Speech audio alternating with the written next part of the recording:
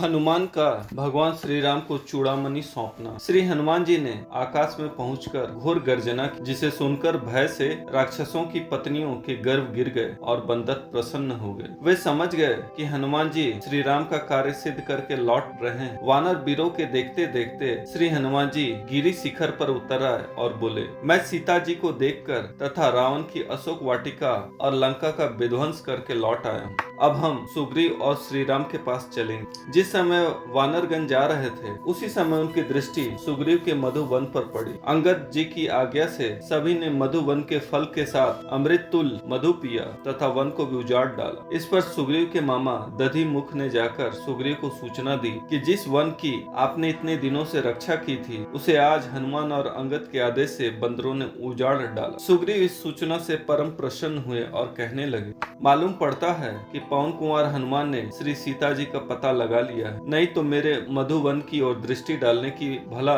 किसकी सामर्थ्य। सुग्रीव ने सीता के पता लगने की सूचना तत्काल श्री राम को दी। तब तक हनुमान और अंगद के साथ वानरगण श्री राम और सुग्रीव के पास पहुंच गए। हनुमान जी ने श्री राम और सुग्रीव को प्रणाम किया तथा श्री राम के पूछने पर उन्होंने कहा, प्रभु, मैं श्री सीता जी को सकुशल देख आया हूँ। वे अशोक वाटिका में राक्षसियों से घिरी हुई बंदी अवस्था में अत्यंत ही दुखी है। अन्न जल का परित्याग कर देने के कारण वे अत्यंत ही दुर्बल हो गई। मैंने उन्हें आपका संपूर्ण समाचार सुनाया तथा आपके द्वारा दी हुई अंगूठी दी। इससे उन्हें मुझ पर पूर्ण विश्वास हो गया। उन्होंने मुझसे इस प्रकार कहा, हनुमान, तुमने मुझे यहाँ जिस प्रकार कष्ट उठाते हुए दुखी अवस्था में देखा है, वह सब ज्यों का त्यों श्री रघुनाथ को बता देना। मुझसे मेरी याद में केवल एक ही अपराध हुआ है, वह यह है कि श्री रघुनाथ से अलग होते समय मेरे प्राण नहीं गए। मेरे विचार से वह भी मेरा नहीं अपितु मेरी इन आँखों का दोष। जैसे ही मेरे प्राण निकलना चाहते थे, वैसे ही इन आँखों ने उन्हें निकलने से रोक दिया और कहा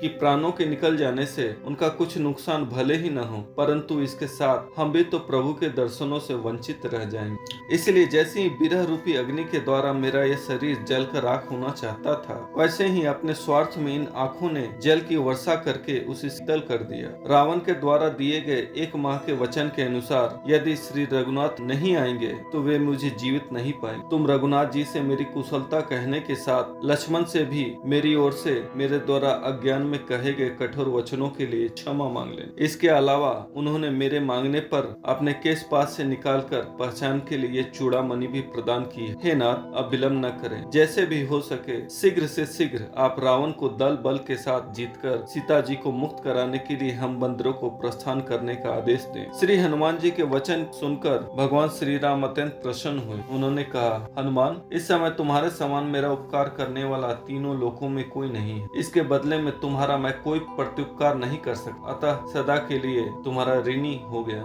दोस्तों, अगर आपको हमारे चैनल का कंटेंट पसंद है तो कृपया इसे सब्सक्राइब कीजिए और साथ ही बेल आइकन दबा दीजिए, ताकि आगे आने वाली ऐसी ही ज्ञानवर्धक एवं रोचक जानकारियाँ आपको समय समय पर प्राप्त होती रहे। जय श्री राम।